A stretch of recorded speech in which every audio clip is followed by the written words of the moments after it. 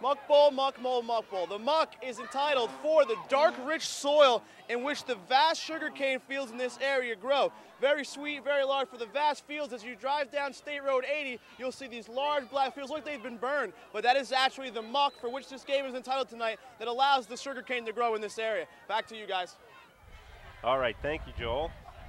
Now getting ready to punt is Tavares Motley, who also doubles as a linebacker. And it is a high kick, end over end, and it is going to stop inside the 20-yard line, right at about the 19. So not a great kick, but certainly one that keeps Glades out of any trouble with some of those speedy return men for Pahokee.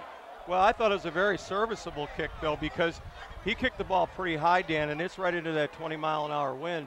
And to get them back on the 20-yard line, I think was pretty good. So the game tied 7-all here in the first quarter. Glades scoring first on an 85-yard touchdown pass by DeAndre Holly to Deontay Thompson. And then Pahokee coming back with a long controlled drive and a quarterback keeper by Anthony Shepard. Now here's Shepard going deep down the right sideline, looking for his man. It is intercepted. But no, dropped.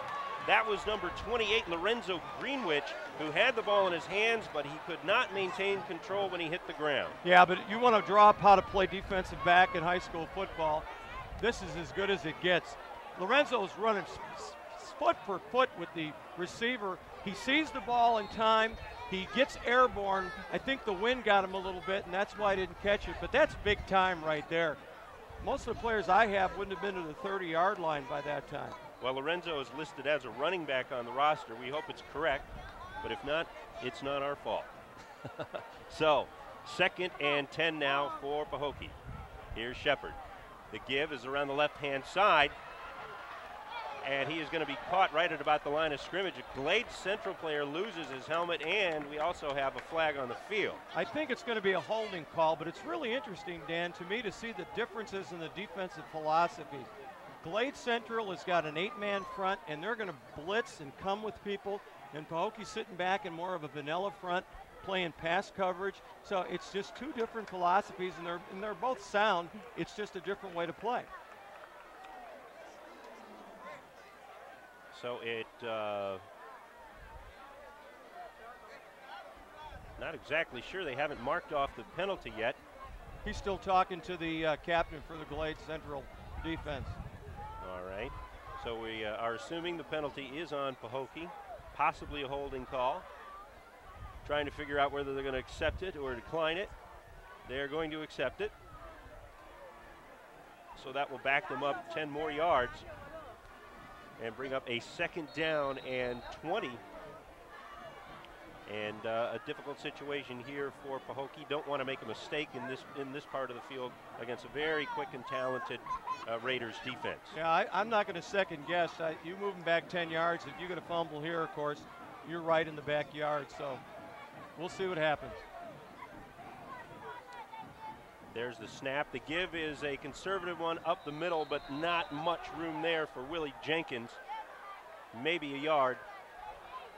If you're at the football game and you have the pleasure of calling it, as Dan and I have, you get to see all the byplay that's going on between the receivers and the defensive backs and the fans interacting.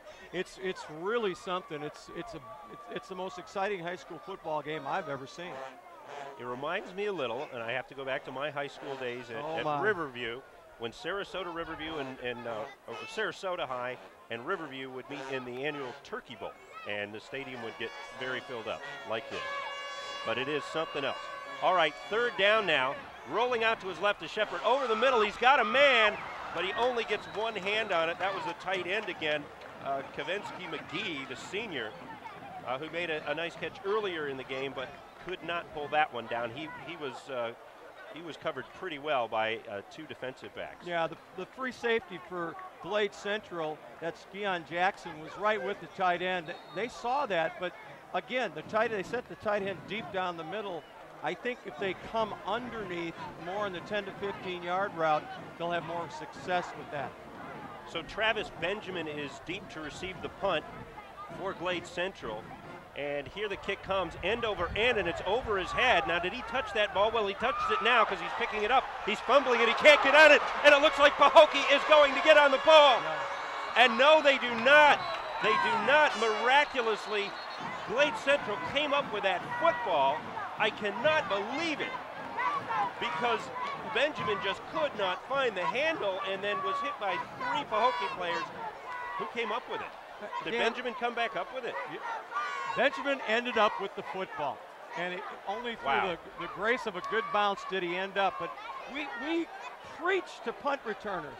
Here we see it right now. Watch his head. His head's going to move before he secures the ball. Looking up, then it hits his.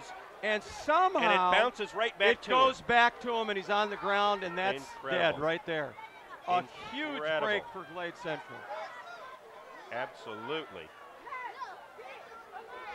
So Glades will start now their 3rd possession of the half, and we are late here in the first quarter, only 1:13 to go in the first quarter. Now it looks like they're marking off another penalty, which I did not see the flag, but they're bringing Glades 10 yards back. Must have been a holding call. Yeah, Benjamin looked like a deer in headlights back there with that ball, trying to find it, knowing everybody in the world's coming down on him. All right, DeAndre Holly is now back in at quarterback, so they appear to be switching series here. The give, and there's room in the middle, and a big burst of speed by number 21, who stays on his feet. That is Damian Berry, and you can see right there why the University of Miami wants this young man very much. He is big, he's got good balance, and obviously speed, and he gains a good 20 yards on that play to give Glades Central a first down. Tick for tack, Dan, because that's the same draw play, or draw trap play. Here comes number 57 over here to run the trap block, and he cuts right back behind it. Now watch this little move here where he breaks the tackle and changes hands. That's good coaching right there. And maintains his balance. Puts his hand down on the ground. That's you don't teach. All right, 1st and 10 now. And the give to the right side, and there is room for number 25 over the middle. That is Antonio McLeod with a gain of about 20. And all of a sudden, Glades is ripping off yards in huge chunks. Misdirection, misdirection. They look like they're going off tackle to the left, and they run the counter play back to the right. I've always felt that when you play teams that are this fast and react to the ball that quickly, counter plays are their best bet. Now Glades has a huge, absolutely huge offensive line. Most of them at 300 pounds or better. All right, around the left-hand side now, the give is to Deontay Thompson. No, it was not. It was to DeAndre Holly, who looked like he was getting ready to throw the ball, but stopped and then was pulled down by Martavius Odoms or Janoris Jenkins? Janoris Jenkins. Yeah, playing defense as well. Janoris Jenkins comes from the backside and runs down Holly on the quarterback sweep. And I actually thought they were going to have some yardage there, but he shows up. It just goes to show you the great speed on both sides of the ball. Absolutely, there are athletes on this team, and it looks like that is the end of the first quarter of the Muck Bowl. Pahokee 7, Glades Central 7. We have a football game here at Lair Field. You're watching Palm Beach County Friday Night Football. We'll be right back.